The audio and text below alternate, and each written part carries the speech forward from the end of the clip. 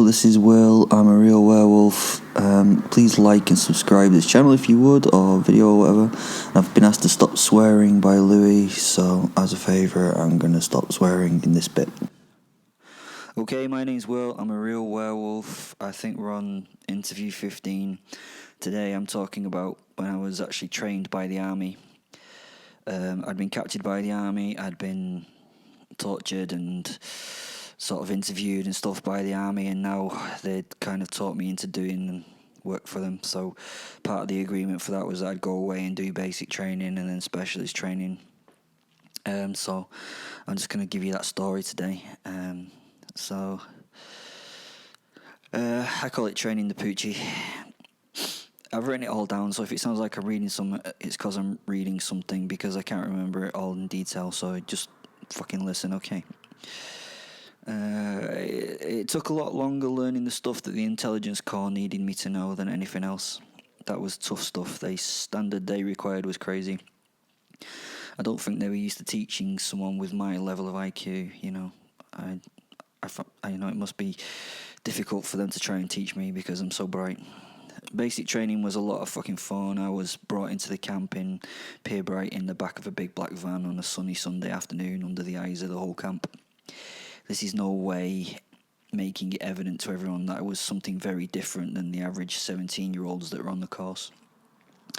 I don't know what they were fucking thinking. Me, a fucking psychotic werewolf mixing with young egotistical cadets. It was a silly thing to do. Just a plain and simple stupid action. They gave me my own place to stay, separate from the rest of my unit. Those poor bastards had a shared bunk room. I was already going to be an outsider, and this special treatment would only make me even less likable to the other recruits. I think the powers that be wanted the guys in the unit to hate me from the start, which they did, which was fun. I was placed in training with the intelligence corps guys as they started their 14 weeks of basics. I was being sarcastic saying that this training was fun, to be honest. It was shit. My initial week called attestation was an introduction to the discipline which they expected me to bow to. Being told what to do, you probably already realised, was something that did not sit well with the way I look at life. As a child, I was diagnosed with ODD. I don't think I had an issue, I just did not recognise any authority to defy. In the first hour of training, we had our introduction to our Lord and Master. He was Sergeant Major O'Toole, and oh, what a tool he was. He had been told that I was a special recruit and needed to be watched and helped out through the process. This did not go down with him, as he took offence at me getting such special treatment. Anyway, long and short of the story is he was a little nasty towards me, he was a little shouty, and then suddenly he was a little dead. He was giving me a bollocking in front of the rest of the squad for some forgotten reason. I think I told him very respectfully to fuck off at some point. I did really well and just stood there while he shouted about an inch away from my face at considerable volume. I could not even make out what he was saying. All I could do was smell his breath and get the odd splash of saliva on my skin from his extreme verbalisation. I could actually see into the back of his mouth and watch the uvula there shake as he screamed. As he yelled and bawled, I tried to deal with it. Honestly, I really did.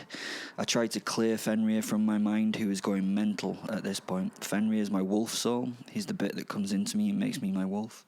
He looks like a ghost. He's a wolf ghost. Just go and listen to their interviews, it'll make sense.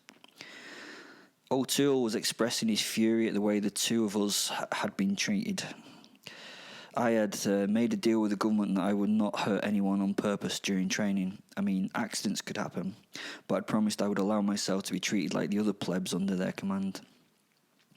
The treatment here, though, was going to lead to an accident of some sort. This was insufferable, and this guy went on, and on, and on, and on, and on, and then oops, he was dead. As he continued to yell, I started to get a little restless. My posit, Fenrir, my wolf soul, was sat behind him looking at me as the soldier man with skin like spam continued berating me. I was doing okay. I was holding back from the want to kill this little man. I'd done very well letting him do this shit. Then the posit let go of an overemphasized and overdramatic yawn. The only thing is, it was only me that could see him, and I could not help it. My response to his fucking about was to let out a little laugh, which silenced the yelling man in front of me. You could actually see him knocked off his game by this unforeseen circumstance. Something that may never have happened before just had. He had no way of coping with this. He went into a bodily vibrating silence. After a moment of thinking about his response, the little man in khaki went absolutely batshit crazy. He started literally levitating on the spot. The blood vessels on his buzz-cut skull stood out like horse-pipes. Sweat beaded, then ran together on his tiny forehead. I felt as though I was in a spittle storm. His bodily fluids were flying into my face, eyes, and sometimes mouth. I had really tried. I'd really tried not to do anything awful as a response. But I had to.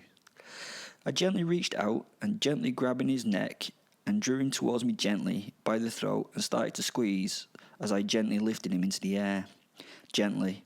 I was particularly gentle, as you may have noticed. He slowly went quieter and quieter, grabbing with futility at the hand that was holding his throat, and he started struggling.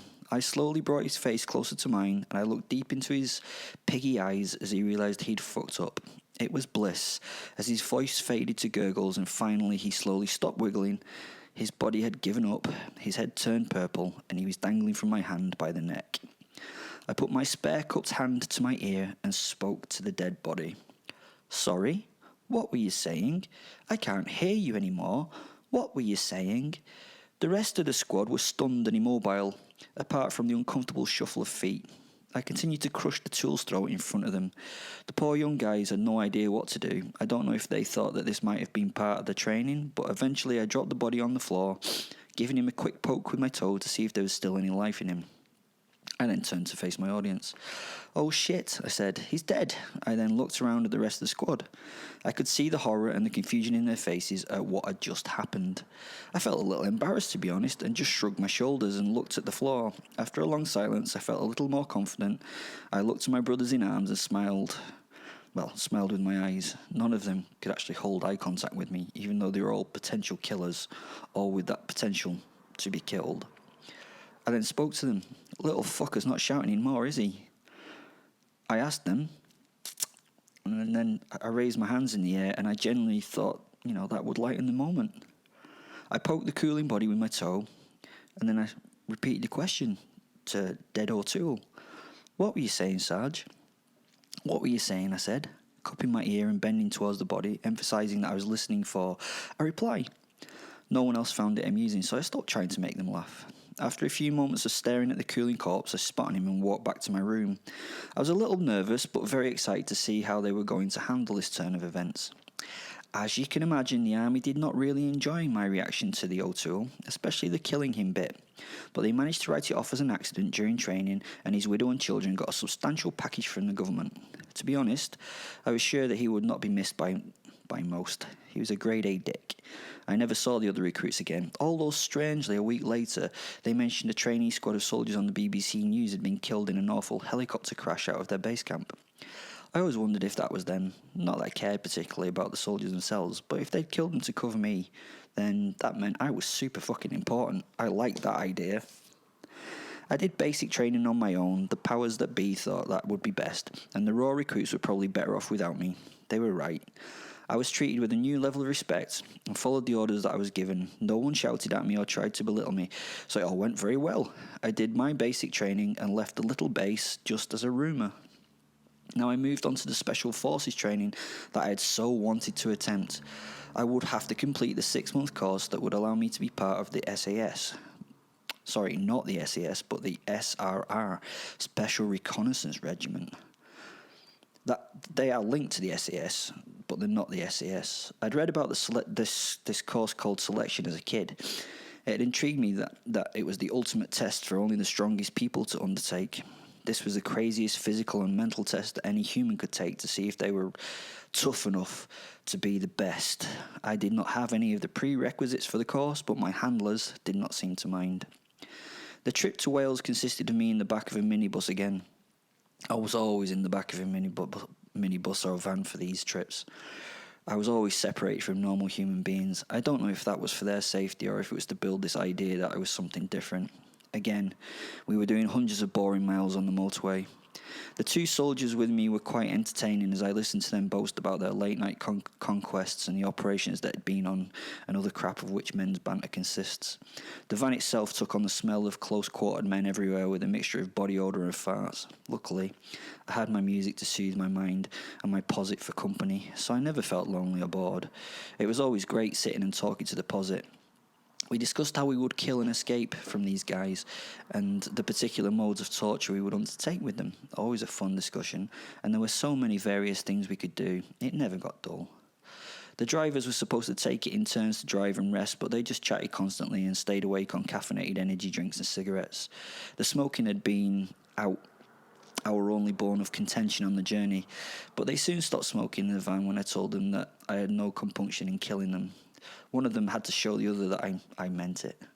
I don't know who had given them their briefing, but they complied immediately and were silent for some time.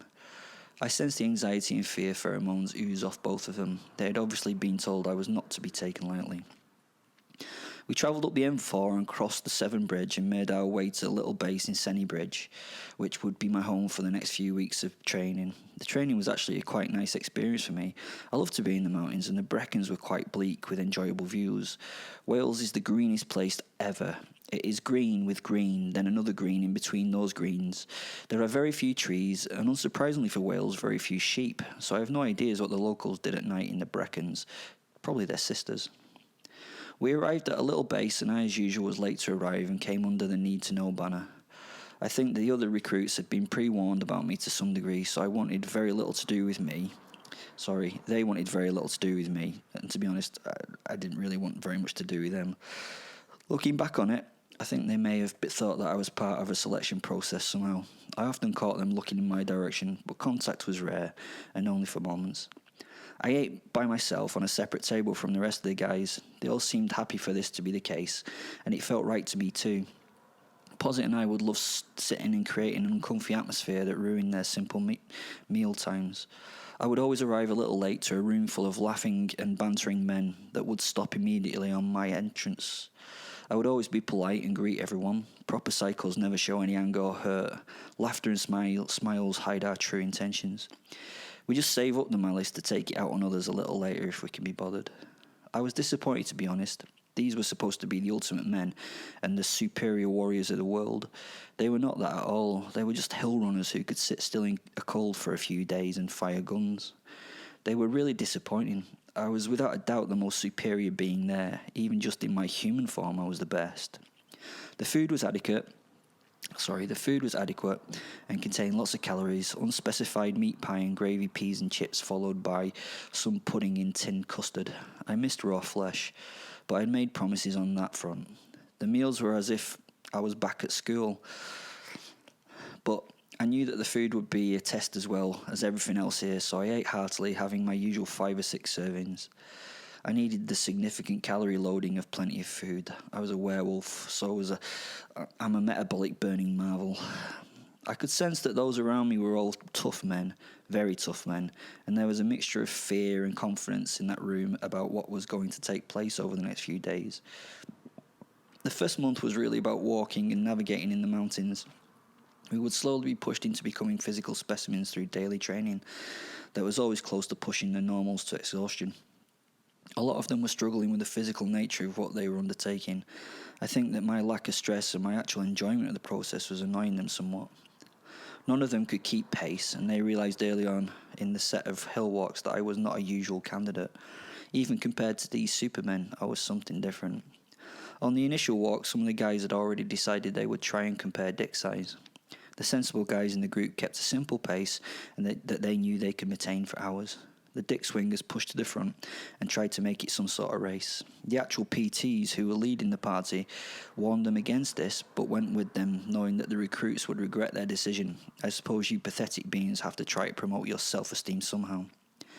The day was savage, the rain horizontal, but the weather kit was of much better quality than that of basic grunts, and it kept us much drier and warmer for a lot longer than you would expect.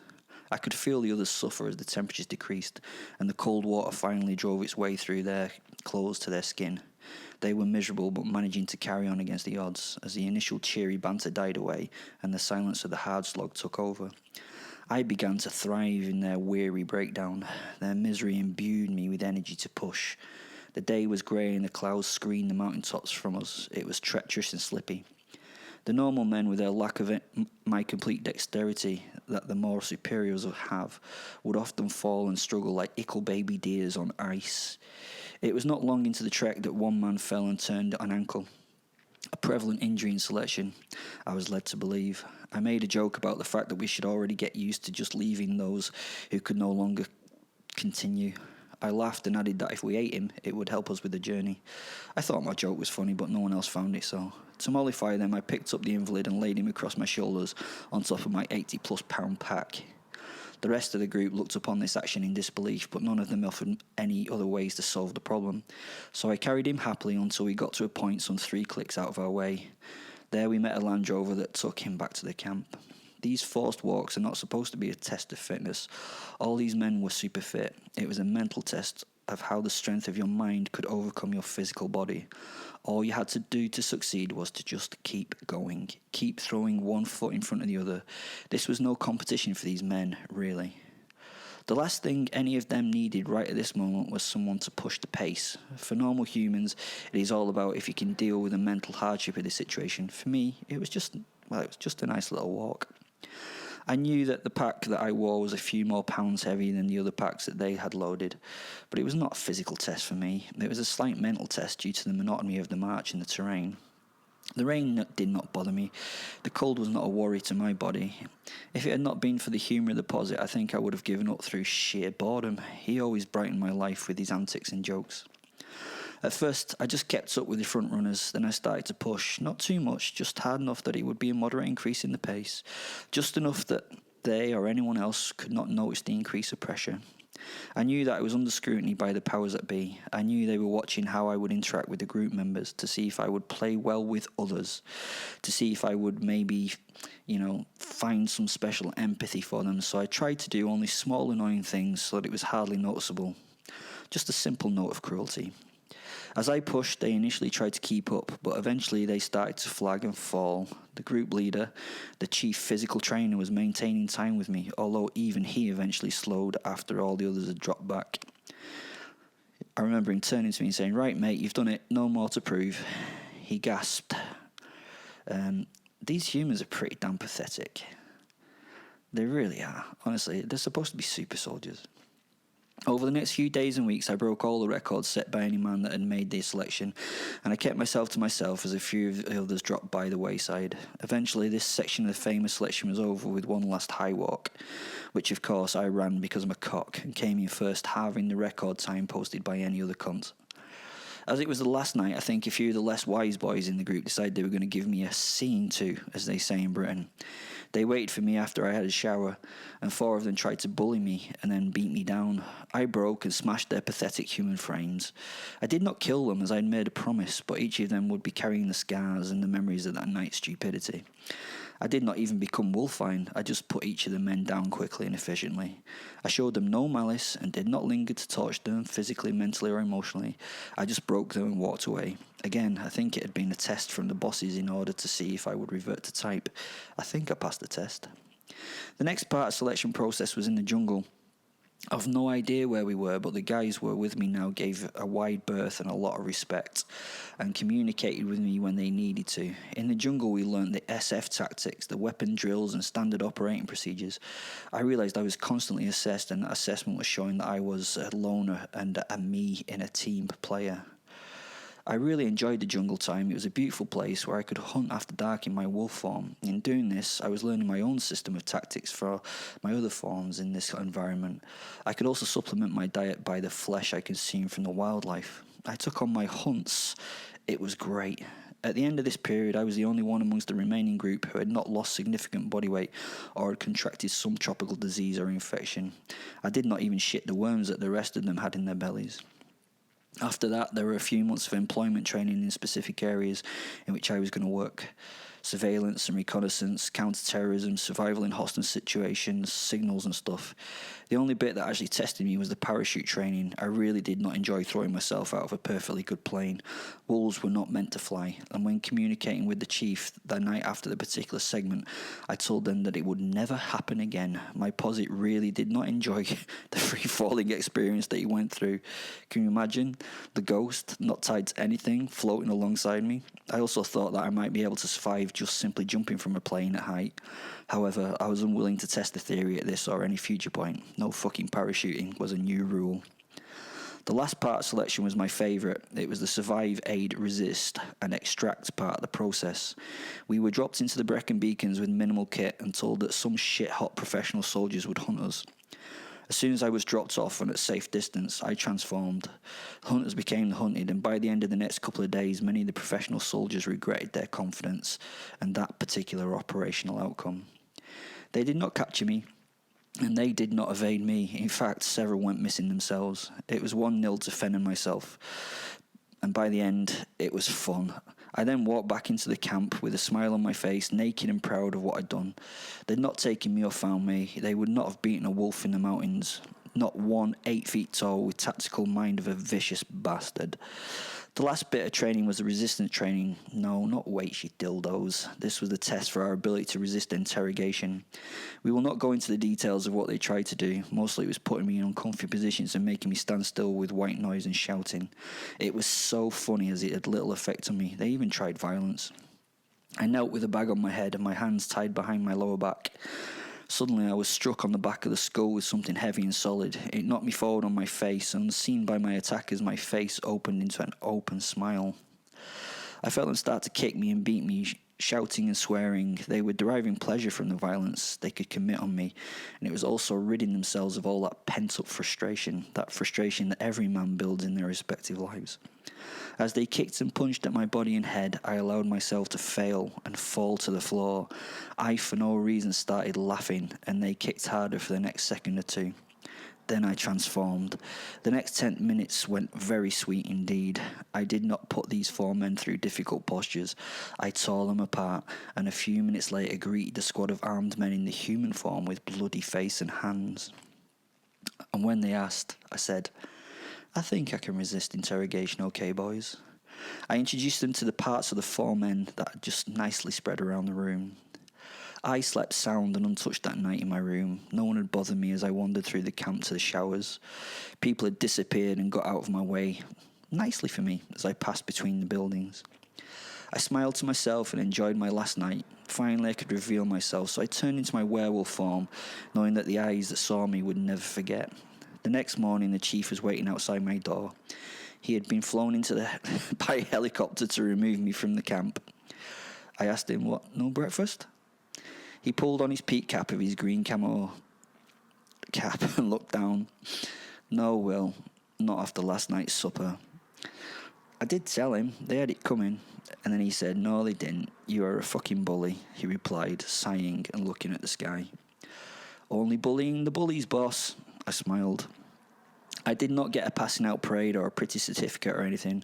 I got an uncomfortable helicopter ride out of there with a very grumpy chief accompanying me. Well, that was my training complete.